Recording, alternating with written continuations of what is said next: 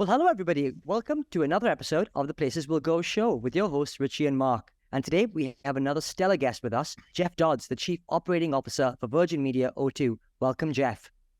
Ritchie and Mark, thanks for having me on. Delighted to see you both again. It's an absolute pleasure to have you on, Jeff. Now, you don't get away just that easy. I'm going to give our listeners a little bit more headlines about what you're all about. So Jeff really has had an illustrious career, including achieving an honorary doctorate earlier this year, which I'm fascinated to learn more about. He's had a range of roles in a range of different organizations, of course, the latest one being Virgin Media, which he's just about to step away from as well. So new exciting adventures in tow for Jeff. He's also had roles at Callaway Golf and Honda. He's a non-executive director for the Department of Leveling Up Housing and Communities. He's a founding alumni of the Marketing Academy Fellowship Program as well. And we're massive fans of Marketing Academy here as well. And finally, he's a board member of the Valuable 500, which is an institute which is at the heart of championing diversity, disability across industry. So, Jeff, absolute pleasure to have you on. Can't wait to get stuck in. Ritchie, I'm listening to that and I'm trying to work out whether I sound really impressive or really old. I'm not sure which it is. Well, take the former. At some point, we'll get on to how you bend time to do all of that. But fabulous to have you on, Jeff. And I'm just going to start with the Marketing Academy. Let's have just a little wee love in there. Because obviously, Ritchie, you did the scholarship. I was in the fellowship a year after you, Jeff. And I was just at the scholars graduation, 22 graduation earlier in the week, catching up with Sherilyn. Does so much good in the industry. It's not in at the deep end, but it's in, let's get into it. What was the Marketing Academy process for you? So this is not an advert for the Marketing Academy, but people should be aware of its awesome impact. Yeah, so I was on the first one. I'm trying to think, Mark. I think that was probably 2013 from memory. I might be a year out, but I think it was. And it was brilliant timing for me because actually when I was approached about it, we were just in the process of selling Virgin Media. So I'd been with Virgin Media. I joined there not long after the company was formed. And we sold it to a very big, fabulous US company called Liberty Global back in 2013. And I made the call at that point. It was time for me to head off and do something else. So the timing of that couldn't have been more perfect for me. So as part, you'll know this, but as part of it, you also had access to really, really accomplished mentoring. And I had a coach and a mentor and the exposure to some other fabulous marketeers also on that journey from maybe transitioning from being a marketing leader into a more generalist leader. So I was able to kind of tap into the wisdom of the crowd. So the timing was great. And on that kind of the group I was on, so you've had Gary Booker on here. You've had, I'm not sure if you've had Katie Vanek on here, Vanek Smith, but Katie and I are literally talking this week, catching up. So I've kept in contact with quite a lot of the people I did the program with. And yeah, Sherilyn does the most, as you know, the most brilliant job with that program. Jeff, I've got to pick up, and of course, your time at Virgin. Now, Virgin is a synonymous company, one of those envious companies to work for. I'd love to just get a sense from you about what is, working inside. What's the magic sauce that makes Virgin what it is? Yeah, where do you go with that? So I think, Richie, what I would say is I've worked with, or I've worked around a lot of companies where there's kind of a cultural triangle, and by that I mean the culture is set from the top. So the founder or the chief exec or the board of directors, there's a culture that's formed at the top and it kind of permeates down through the organization. And in my experience, that's not Virgin. So when you think about it, for a lot of Virgin businesses, a lot of the people who work in the organization join it because it's a Virgin business. And they would view Virgin as a company that has very much customer at the center, that's very entrepreneurial, real challenger spirit, business is a force for good. So they join a Virgin company. And as you go up the organization, sometimes the board of directors or the very senior people have joined because they think it's a brilliant business opportunity. There's value creation opportunities there. It's going to disrupt an industry, and maybe that gives them an opportunity to hone their leadership skills. But they haven't necessarily joined it because they have this affinity for entrepreneurship or challenger spirit or customer. And what you get there is this kind of inverted triangle of culture, whereby often It's the bulk of the workforce that are reinforcing the values of what Virgin stands for and what it was formed for.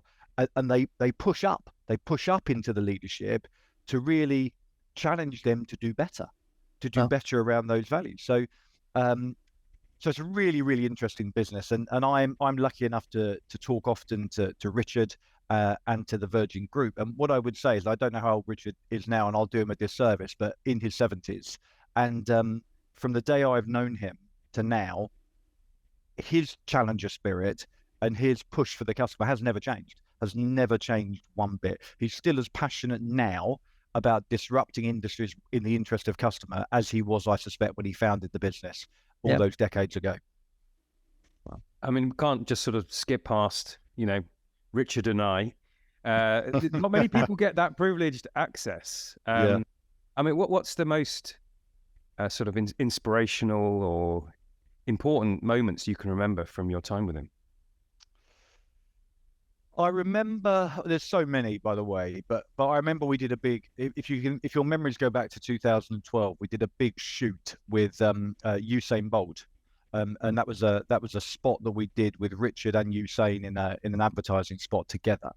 And I remember we did that in Jamaica, and I remember Richard flying to do that shoot, and he got off the plane, and it just so happened, and this is everything you need to know about Richard's focus on customer. So he's landed in a different country, he's on a very tight schedule, it's with Usain Bolt, and he got off, and the first thing he said to me, bear in mind, I think he'd come from Necker Island, but he got off the plane and he said, I've just been going through all the press clippings, and I noticed there was a small article, I think it was in the Daily Mail, from a customer that was saying something negative about Virgin Media. What's going on? Have you spoken to them? Have you contacted them? What are you doing about it? And I thought, everything you need to know about Richard, there he is flying over. He's got into the details of the press clippings. He's found a customer out of the millions and millions of customers that was having a poor experience. And the first thing he said to me was, what are we doing about that then? How are we going to fix it? What has someone picked it up already? But there are so many fabulous, fabulous stories. I'll give you a little story about Richard. So, and by the way, I teased him about this conference recently to check whether it was true or whether he was winding me up. But I remember over a period of, I think it was about 3 or 4 weeks, and over a period of 3 or 4 weeks, I saw him and he said to me, I said, what have you been up to? What have you been doing? Well, what are you doing this weekend? And he said, well, what are you doing? And I said, well, I think I'm going to watch my son play cricket. I'm going to watch my son play golf. And he said, oh yeah, great. He said, I'm actually kite surfing between my island and Larry Page's island with Larry. And so we've got like this thing where we're going to try and kite surf between the 2 islands. So I thought, well, that's probably more impressive than watching cricket. Then I think the following week, it happened to be Mothering Sunday. And I said, look, I need to get, it was on a Sunday. We were doing some work on a Sunday. So I need to get away because I've got dinner at my mother-in-law's. So we're doing a Mothering Sunday lunch, so I need to get away for that. He said, yeah, well, I can't stick around either because we've got dinner at the White House with Barack and Michelle Obama. Oh. And then fast forward, I think it was about 2 weeks later, and we did another TV commercial with him, and he had to wear a kung fu outfit, like a kung fu master outfit, and it was a spot we did with Stephen Fry and Richard, and we walked into the trailer to get him dressed up, and he opened the cupboard, and he looked at it, he went, oh God, he said, this is funny, it makes me laugh. He was literally the other day, I was swimming with sharks with Jackie Chan, and I thought, you know what, my life is so different to this man. Over this period of weeks, he's got dinner at the White House, he's swimming with sharks, and he's kite surfing between his islands. He never, ever, ever slows down. That's the thing with Richard. He is always full on, and he's always full on trying to make a positive difference. How wonderful. Thank you for sharing all those lovely anecdotes. That's okay. How cool is that? My God, Obama, Jackie Chan, and Usain Bolt. There we go. All in the mix, right? Some would say by just the ability to say those names, you have an interesting life there. But, Jeff, I just want to pick up on something else that you just referred to there, where this whole concept of never slowing down. In the context of your career, how would you say that do you have a similar sense of momentum? Or is it important to sometimes slow down in a business career? So I think, Richie, I think we know more now than ever that it's important to. whether it's slow down or whether it's to be present and to process and spend the time to process. I know that's a better approach. Whether I'm good at it is another question. So I feel like I've been kind of full on since the day I started working to now, and I absolutely love it. Absolutely love it. So I often say, you know, for me, when the evening's done and we've had dinner and the kids have wandered off and my wife wants to watch a series or something, she's deep into Bridgerton or something she's watching on telly and she wants to catch up on it, and I open my laptop or I open my iPad and I do a little bit of work, or I start to grab a pad and write some stuff down about work. Genuinely, I do that because I feel no weight or burden or pressure to have to do it. I do it because I'm interested in it and I'm thinking about it, and I'm still excited to bounce out of bed the following day and get on with stuff. So it's kind of a choice I make. On the other hand, I think it's the moments of mindfulness and the moments of rest and recharging that make me even better when I do that. I'm just not brilliant at doing it.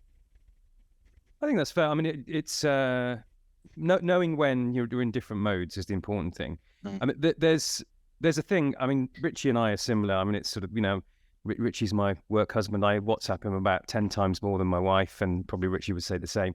I don't know, but knowing when to slow down a bit for yourself, but also for your team. So let's talk a little bit about that.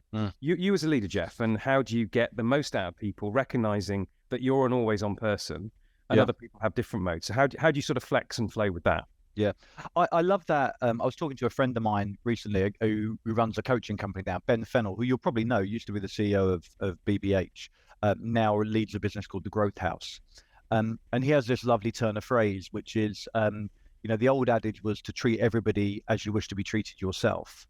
And now, he will say, no, you treat everybody as they wish to be treated, because everybody's different. Everybody's wired differently. Different approaches get the best out of every single individual in the team.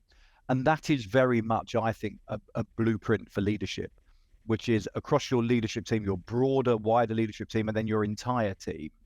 The more time and the more energy you can spend to truly understand the environment and the approach that gets the best out of every individual, then the better you'll perform as a team. And I think sometimes for people for leaders, that's very, very difficult, because understanding what gets the best out of people is longer work. It takes more time. It requires you to build a trusted relationship. And I think for a lot of organizations and for a lot of leaders in organizations, I think there's quite a lot of guilt for leaders if they're not sitting at their desk doing stuff.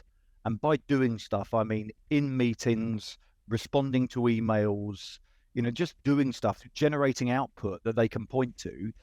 Whereas I think it's the moments of, quiet reflection, or over a coffee or out for a walk or wherever it might be, to spend time to really understand the people you're working with, so that you can better coach them, better understand them, and help them with their own development as well, and their own career path.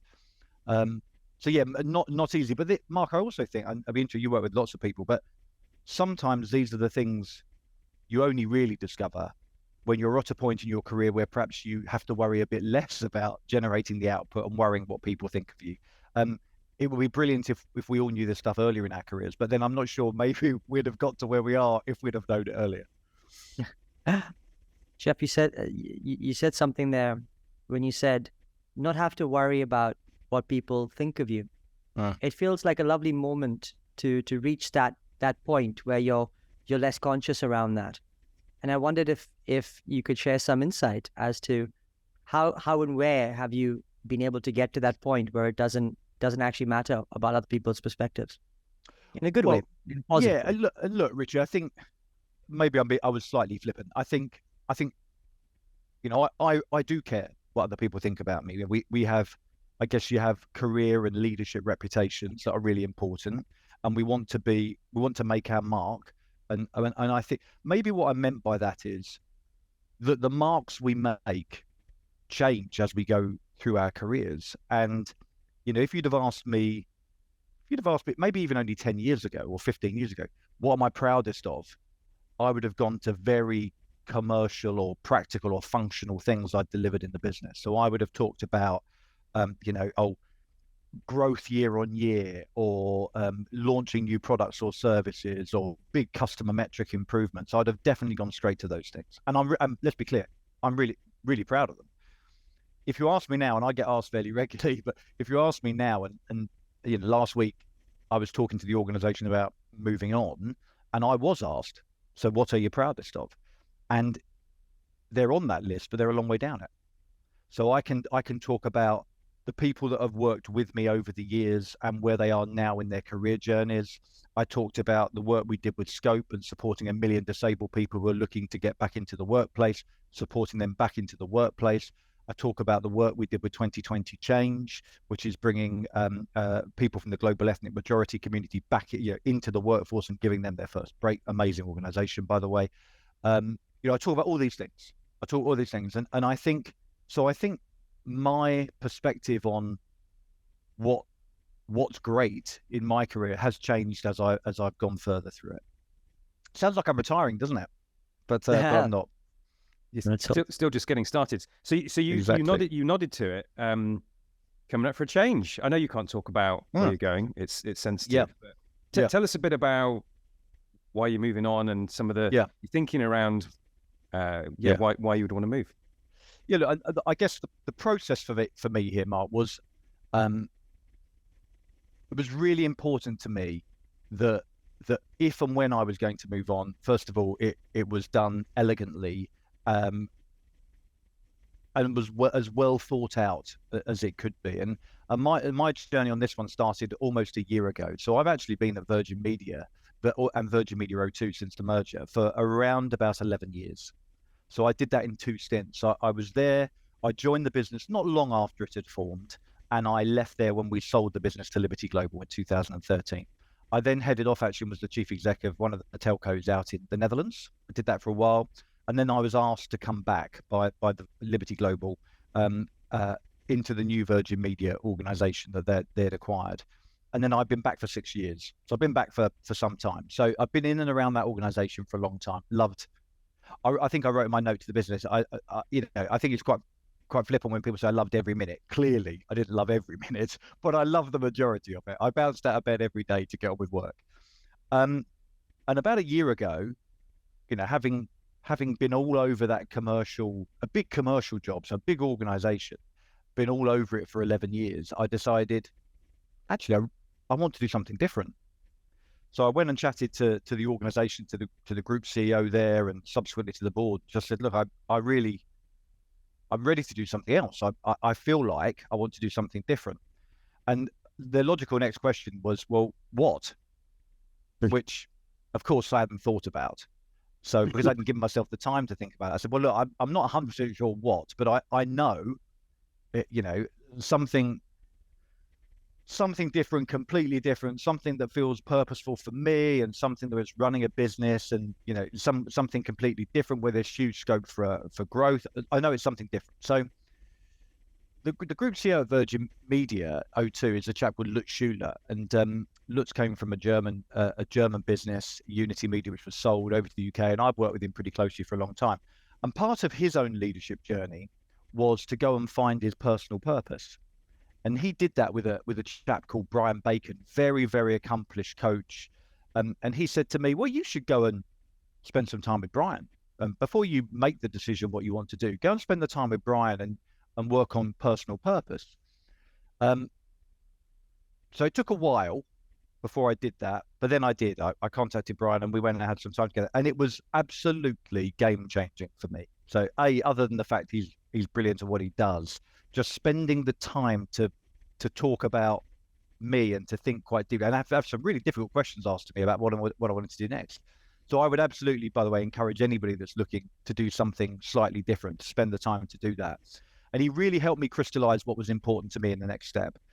And having done that, I then went back to the business and said, right, I've got a good feel for it. And they said, right, that's brilliant. So, give us a long runway, help us find a brilliant successor, give us plenty of time to work through this transition, and we'll help you to find that thing, which is what they did. And so it feels like it's been a really privileged kind of 12-month journey from I think I want to do something else to actually getting to this point. And I would encourage anybody who's in a position where they're able to have that level of candor and transparency with the business they work for, that's ready to go and do something else, to do it that way. Because I really feel like I'm leaving the business with really positive feelings both ways from the business, but also without any kind of drop off or stalling in momentum for the business, because you don't want that. You want the business to have this kind of seamless transition. So yeah, it's been an exciting year, and really excited to get on with the next thing. I just have to say, amazingly well managed. I mean, that is perfect choreography. So all credit to you. Back to you, Ritchie. No, it's all right. It is wonderful, and it's great to hear how you've been able to navigate that situation right from embryonic moment of thinking about it to this point that you have now. I'd love to hear, and please don't feel you need to share. But you talked about you figuring out what your personal purpose is. Yeah. And I wondered if you could elaborate on that a little bit for us. Yeah, look, it's difficult to distill. It's difficult to distill what was an awful lot of time and thinking down into this podcast, Ritchie. But I'll tell you two things that kind of really struck me that came out of it going through the journey. The first was that I have this passion for creativity, and I guess I always have had. Whether that's in work, and I came up through the marketing route and very passionate about creative output. So I have a passion for creativity, and outside of work, that will be art and the arts, and so I just have a real passion for creative. But the second thing is, I'm incredibly curious. So, I've got this kind of thirst for learning and going deeper and deeper and deeper on topics, like little rabbit holes. Once I start on a topic, I find myself getting deeper and deeper and deeper, and love to read and consume new information and watch documentaries and talk to interesting people and try and understand their experiences. So I think maybe the core two tenets of whatever I was going to do next had to feel like it had real elements of creativity, and it had to allow me to exploit my want, my desire for curiosity. So I think what that told me was, there's no point, I'm giving lots away now, but there's no point it being an extension of the job I do today in the same industry I do it in, because I wouldn't get that curiosity. I've been in it for a long time. I really want to learn about something different and go deeper into a topic that I understand less well, that I'm passionate about, but understand less well. And the second is, it has to really feel, there has to be lots of opportunity for creative output. Got it. Well, Jeff, whatever it is, and we'll wait with bated breath. I'm sure you'll be amazing, because you can pretty much turn your hand to anything, it seems. And on that topic, I just wanted to go a bit deeper on diversity and inclusion. So you mentioned Scope. You also on the board of the Valuable 500, which Ritchie headlined, is about inclusivity, particularly around disability. I suppose my question is, perhaps you've been at this a bit long. It's become absolutely center stage. Brilliant that it has. Yeah, you've probably been on that journey a bit longer than most. So where does that come from? Yeah, Mark, what I would say is I wish it had become center stage. So I'm afraid, whilst it's and again, always interested in your perspectives on it, but I think whilst we discuss it more, and the topic is certainly on more agendas now, I would say there's still way too many people that either have no interest in understanding it and understanding the need or the benefits of. And I would also say that there are many, many people who talk about it without any real desire to make any difference. So I think it's become more prominent, but it's certainly not center stage. And I think people kind of can come at this from two sides. I think the first is, if you're a real believer in equality and equity and inclusion, then I think you perhaps come at this from a want to improve those things, for there to be more equality, more equity, more inclusion, more diversity in the workplace and outside of the workplace, and in fact any walk of life. I think from the other side is, if you've had the benefit of working with more diverse teams and leading more diverse teams, you've also probably seen the huge benefit that comes from bringing different thinking, different experiences, different cultures into business, and the quality of the improvement in the quality of output you deliver for your own people and for your customers by having multiple perspectives on the world. So I think the reality is focusing on this only leads to goodness in whichever form it comes. It only leads to goodness.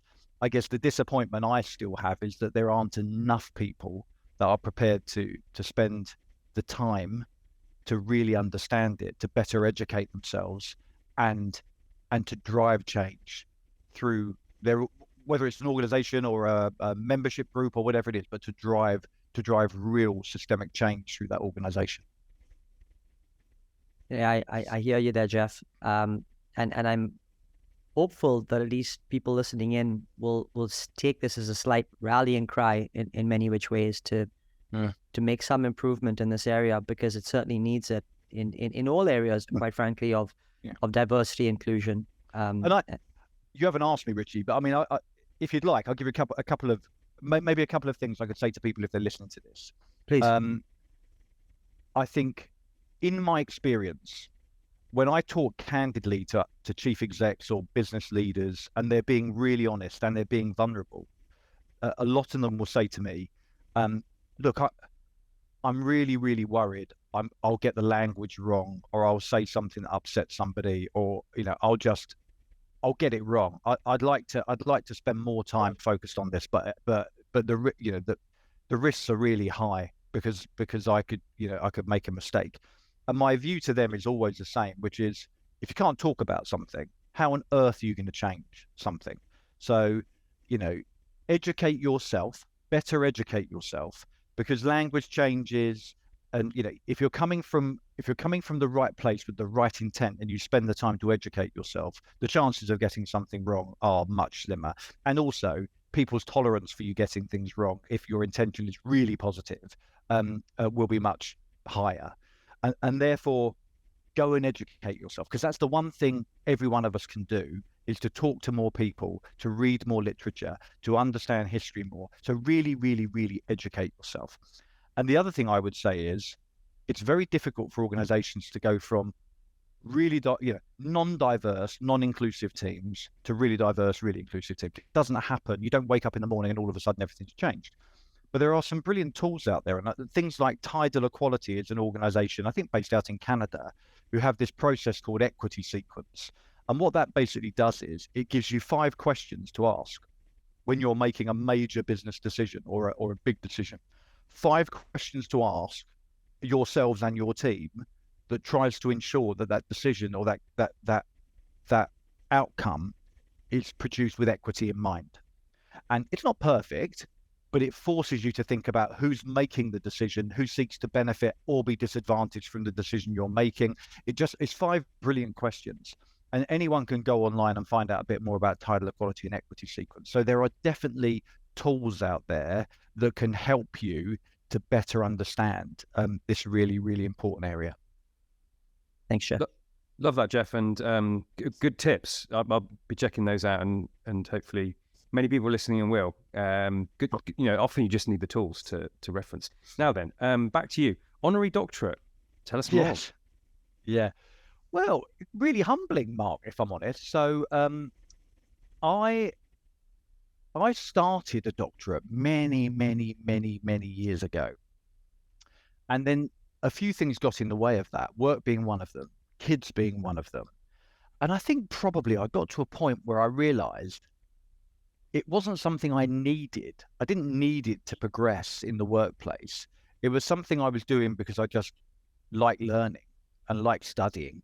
But in the end, I was spinning too many plates. And I always have this analogy, which is, I'm always spinning too many plates. The problem is making sure it's the not the Royal Dalton ones that fall, the really important ones. It's the cheaper plates. And I normally get that wrong.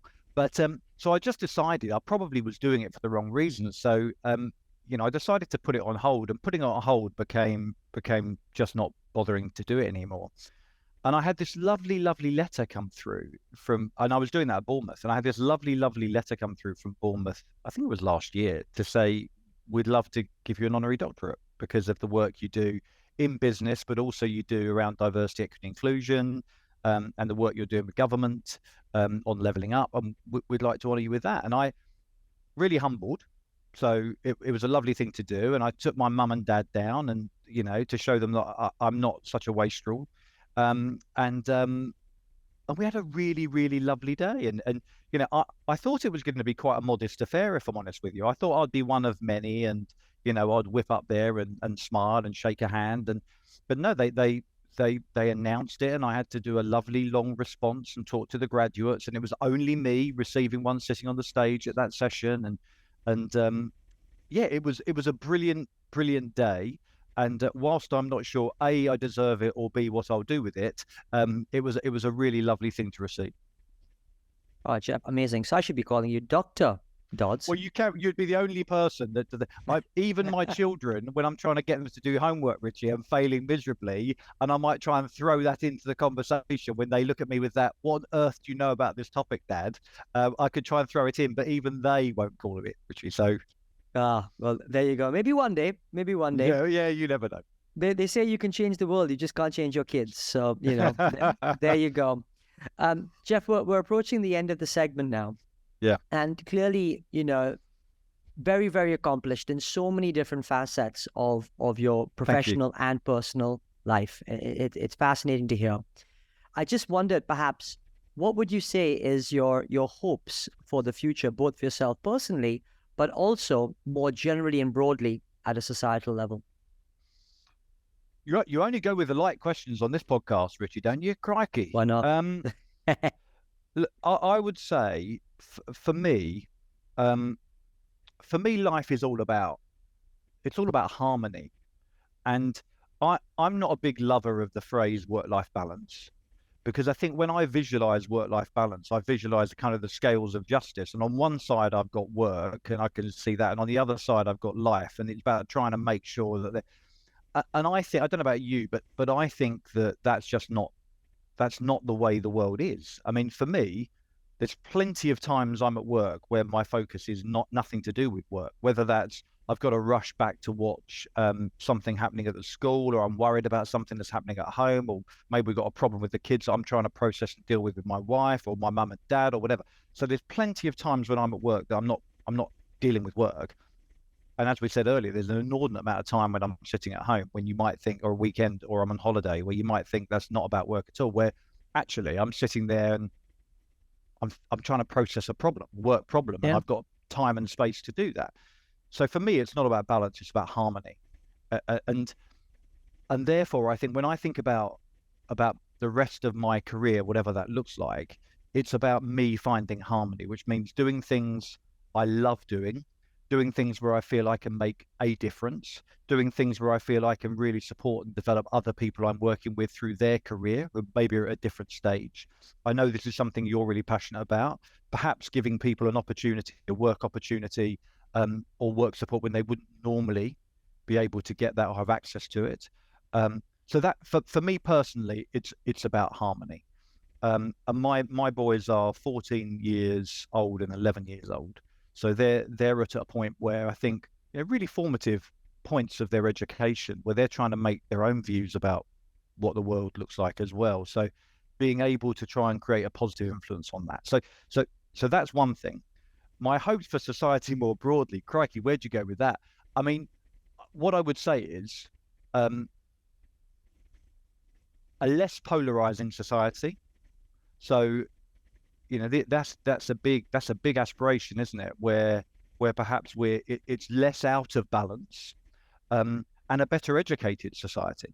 And then the question comes to, if you want a better educated, and by the way, I don't mean school. I mean a better educated society with a better understanding, a real understanding of the world and problems in the world and opportunities. And then the question is, where do you get that education from? So what are the sources for education? And I do worry, if I'm honest, a little bit that the sources for education today are too readily available, and perhaps, less open to scrutiny, and therefore I think information is quick to come by, but not always easy to understand, and kind of, that worries me a little bit. Big thoughts at the end there, Jeff. So here we are, out of time, sadly. You've bent time in your career, but we can't bend time in this show, unfortunately. So here we go. It's for me to put a bit of a bow on it for everybody. So Dr. Dodds, Jeff, what an absolute privilege and pleasure to have you on the show. What have we covered? We had a bit of a love-in around the Marketing Academy and particularly the fellowship for you and how pivotal that was at that time and that space.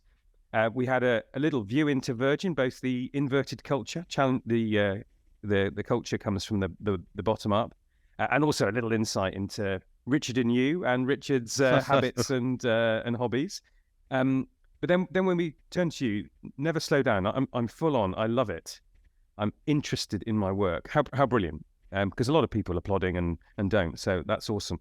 And then around leadership, you mentioned Ben Fennell. Treat everyone as they would want to be treated, and take the time and get over the guilt of not doing stuff, and find the moments to understand your people.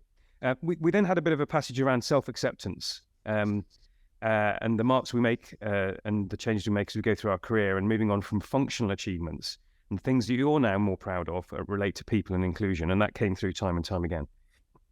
We heard that you're on the cusp of a big change, ready for something different. The power of coaching, the power of finding your own personal purpose, and how brilliantly you manage that transition. Again, absolutely awesome. But the key point, take ownership of your own trajectory. We heard about your passion for creativity and curiosity, and I am super intrigued to know what you're going to do next, which threads to that. Then we had a bit of a deeper dive into DEI, and you were right to correct me, Jeff. You know, it is not if it's center stage, you're still not seeing the outcomes and the impact that need to follow. And your belief in equity, inclusion, and equality really shine through. And I love that expression used. It only leads to goodness. So there's, as you said, Ritchie, there's a rallying cry. Get educated. You name-checked equity, sequence, and tidal equality. Everybody should be looking these up.